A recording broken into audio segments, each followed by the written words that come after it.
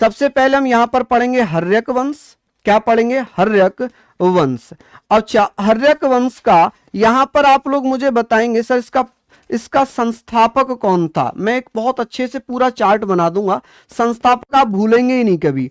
संस्थापक था बिंबिसार। कौन था? बिंबिसार। ठीक है जी, कौन था? बिंबिसार। अच्छा, इस वंश का अंतिम शासक कौन था भैया? आप मुझे बताइए अंतिम शासक। तो अभी हम लोगों ने पढ़ा था कि सर हर्यक वंश का अंतिम शासक कौन था? आप कहेंगे सर नागदशक। कौन था? नागदशक। अच्छा, नागदशक की हत्या किसने कर दी थी? नागदशक की हत्या किसने की थी? आप कहेंगे सर हत्या की थी शिशुनाग ने। किसने की थी? शिशुनाग।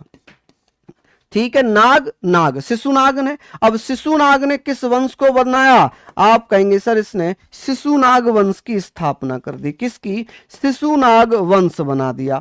तो शिशुनाग वंश का संस्थापक कौन हुआ? संस्थापक कौन बन गया? तो संस्थापक भी शिशुनाग हुआ। कौन हुआ? शिशुनाग हुआ। और अंतिम शासक कौन हुआ इसका?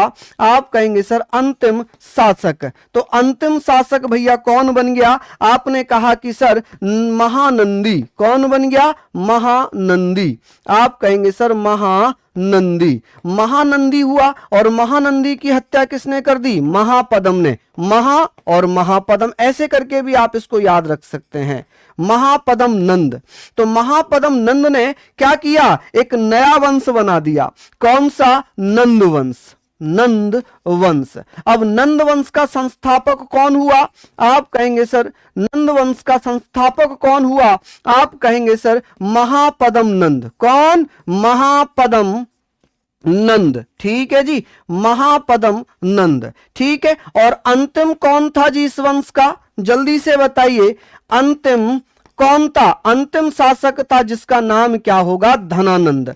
आप कहेंगे सर अंतिम शासक है धनानंद। धनानंद कह लें, घनानंद कह लें, तो आप कहेंगे सर इसकी हत्या किसने की थी? चंद्रगुप्त मौर्य ने। किसने?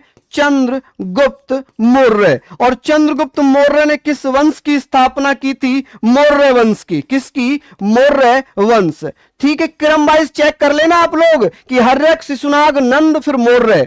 आप कहेंगे मौर्य वंश का संस्थापक कौन हुआ? चंद्रगुप्त मौर्य। कौन हुआ? चंद्रगुप्त मौर्य। अच्छा, मौर्य वंश का अंतिम शासक कौन हुआ? आप कहेंगे सर मौर्य वंश का अंतिम शासक कौन हुआ? आप बताना अंतिम शासक कौन हुआ? अंतिम शासक हुआ जी बृहद्रथ। ये दूसरा बृहद्रथ है। आप कहेंगे सर ये कौन सा है? आप कहेंगे सर बृहद्रथ था। और इसकी हत्या किसने की थी? इसकी हत्या की थी पुष्यमित्र शुंग ने। किसने की थी भैया? आप बताएंगे सर पुष्यमित्र शुंग। आप कहेंगे पुष्यमित्र शुंग ने इसकी हत्या कर दी थी। किसने? पुष्यमित्र शुंग ने। अब पुष्यमित्र शुंग ने एक नए वंश को जन्म दिया जिसे कहा गया शुंग वंश। क्या कहा गया? शुंग वंश। शुंग वंश का संस्थापक आपने पढ़ लिया, कौन था? संस्थापक मेरे दोस्त कौन था? पुष्यमित्र शुंग था। कौन था? पुष्यमित्र शुंग। अच्छा, शुंग वंश का अंतिम शासक बताएं जल्दी से। आप कहेंगे देवभूति। कौन था? अंतिम। आप कहेंगे सर अंतिम शासक कौन था? अंतिम शासक था जी देवभूति। क्या नाम था? देवभूति। और देवभूति की हत्या किसने की थी? आप कहेंगे सर देवभूति की हत्या की थी वासुदेव ने। किसने? वासुदेव ने। और वासुदेव ने एक नए वंश को जन्म दिया था, कर्ण वंश को। किसको? कर्ण वंश।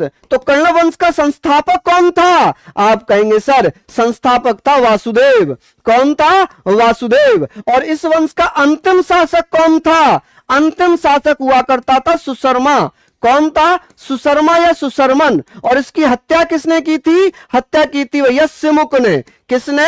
सिमुक। और सिमुक ने सातवाहन वंश की स्थापना कर दी थी। किसकी? सातवाहन वंश। आप कहेंगे सर सातवाहन वंश का संस्थापक कौन था? सिमुक था। भूल के तो दिखाओ जरा, भूल कर तो दिखाओ इनको। भूल पाओगे क्या?